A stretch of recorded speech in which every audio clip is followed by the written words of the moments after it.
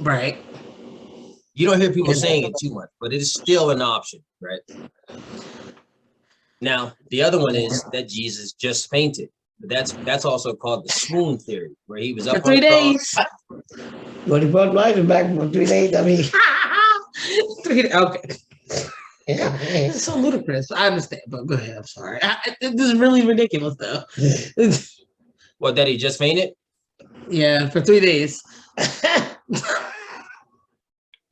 Sound like a Coleman to me. Well, and it's a crazy idea, because in Matthew 27, it tells you that he was beaten, scourged. He was beaten badly with whips, called cat of nine tails. And not only was he beaten with that whip, didn't they, verse 29, put a crown of thorns on his head? And these people weren't nice. They weren't like, here, Jesus, here's this crown. We're gonna place it nice and gently. No. Bam. Yeah. Let's smash this down on his head to make a statement. Then you see they spat on him. They struck him with a stick. I didn't have this in here, but they were plucking his beard. 32, he had to end up carrying that cross. I forget how long it was. I think it was just short of a mile. I think it was. Carried the cross, and then he ultimately was crucified. Well, no one is going to survive a whooping, not let alone all the other stuff. You're not going to just faint after like the amount of time and that amount of blood loss that he took. Yeah, you can faint from that. You can faint from that. But that's the point where you faint. You don't get whipped that bad and then get beaten and then crown of thorns and then struck and beard plucked and smacked and spat on, then carry your cross for almost a mile with the help of Simon, and then get crucified and then faint. No. Yeah. No, you're right about that. You don't make it that far. Right. You're right about that. And then you said the Jews admit that they killed Jesus, right? Oh, absolutely. Okay. Yep. Oh yeah, they admit that. They take pride in it because he's a false Messiah. I guess they didn't mention that he fainted either. Oh no, they made sure they got the right one. Right. And that's another that's a reason why Islam is false, right? That's another one thing where we take the difference between us and Judaism and Islam is because the death of Jesus is claimed by the Jews. They take pride in it. So right. But then Islam says that Jesus didn't die. So I'll let you know that they're wrong. So anyway, we don't have to read this quote here from William Edwards. Basically, he said, hey, Jesus was dead. I mean, there's no ifs, ands, or buts about it. He was dead. And this is another thought. If Jesus, let's say he did faint or whatever, he didn't actually die, what would the disciples think if he somehow managed to go, like, I don't know how far the tomb was from the city, but that he managed to get from the tomb. Well, hang on. You can't just say get away from the tomb, right? I know I got the question here. What if he showed up bloody, bruised, beaten, and naked? But before you even get to that point, you got to somehow explain how Jesus, if he fainted, how he woke up, somehow unwrapped himself after he got the 75 pounds of ointments and stuff that was put on him, right? Right. So you got to explain how he woke up, how he got all that 75 pounds of stuff on him, how he unwrapped himself, how he moved the stone, how he overpowered the guards. I mean, this man, he would have had no strength whatsoever. Cut the wounds, of course. Yeah. He ends up overpowering the guards, and then he ends up walking all the way to where the disciples live, knocking on the door and saying, hey, guys, I came back from the dead. No. If that even was possible, they would have looked at him and said, they wouldn't have thought that he was resurrected. they would have looked at him and said, "Oh, you survived." Right. He looked like the Walking Dead. Like, he's Yeah. just like, what's going on? Yep. That And is then they would true. have given him medical attention. Right. But Yeah, the yeah, fact absolutely. the fact that they didn't is because he didn't just merely survive this. He died Yeah. and was resurrected full power. Mm. Wow. When you rewind it back like that, I guess, that's sounds ridiculous. Ridiculous. Sound like an action film. Yeah. And if somebody were to say, Jesus just fainted, if they just left it all nonchalantly, you'd be like, huh, well, I guess maybe that is possible. But then you got to, like you just said, retrace it. How did he do all this stuff with no strength? Mm-hmm. Yep. And somehow with no strength, he managed to overcome professional killers? Nah. With weapons in their hands. Nah. Nope. We're not even going to talk about how you rolled the stone away from the inside. I know. Yeah, that's true. Yeah. That's crazy. Yeah. Like, we knew it was crazy, but that's why I like apologetics. It gives reason, that backbone, that foundation, even so, to the reason why we believe what we believe. That's true. Yeah.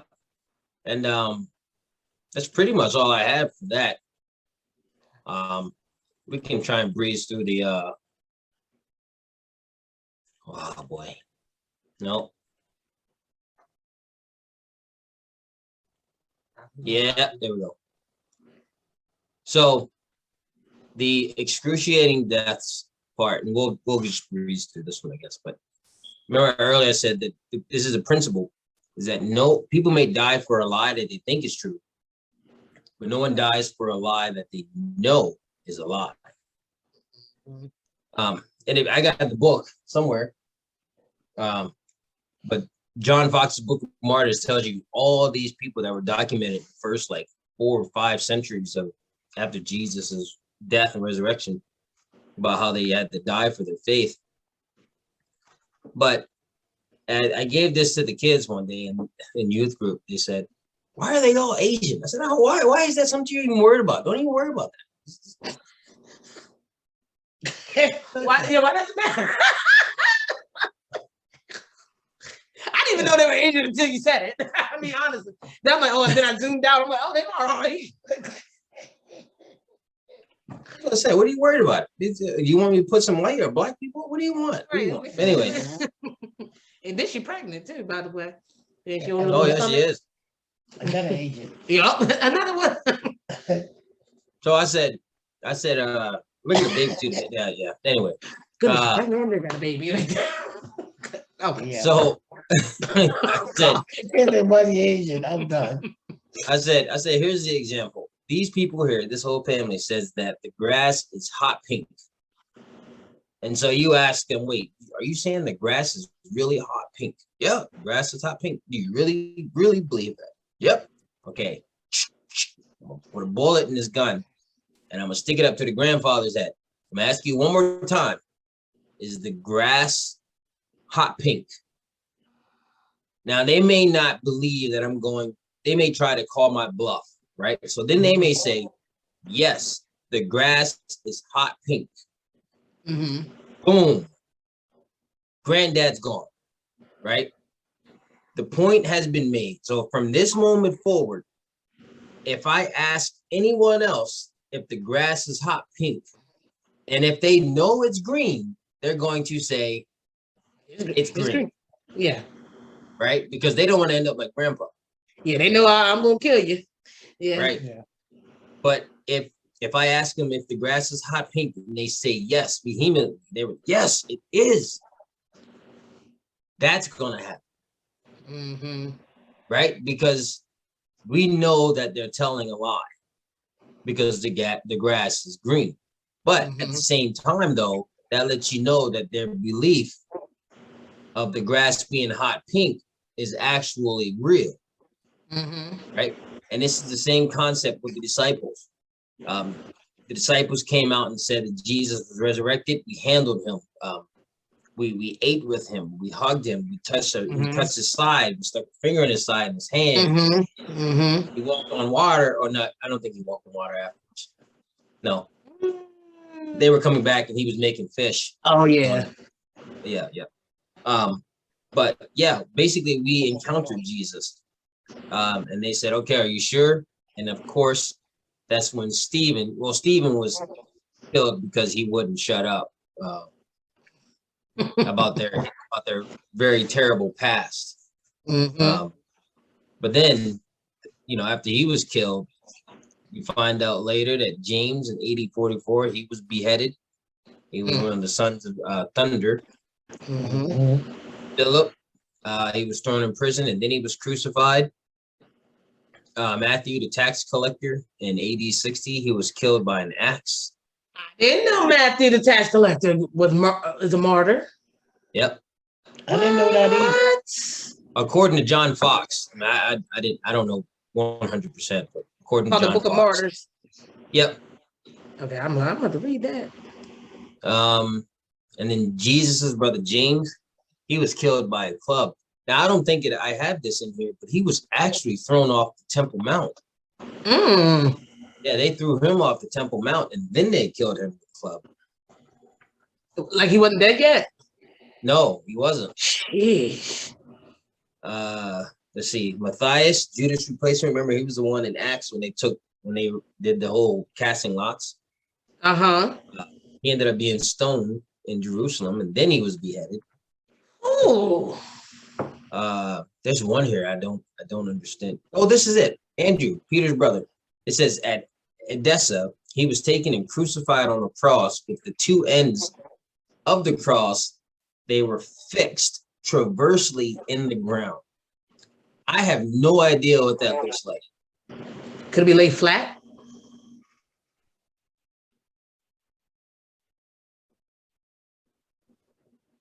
I would say no, because crucifixion means you have to die by suffocation. Yeah. I don't know. Yeah, I don't know. I've tried to. I can't picture it.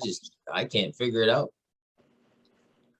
But then you see here, Mark was dragged to pieces by the people of Alexandria. That was almost like a blood sacrifice. Simon Peter, of course, well, we don't have this for certain, but it tells us that he was crucified upside down.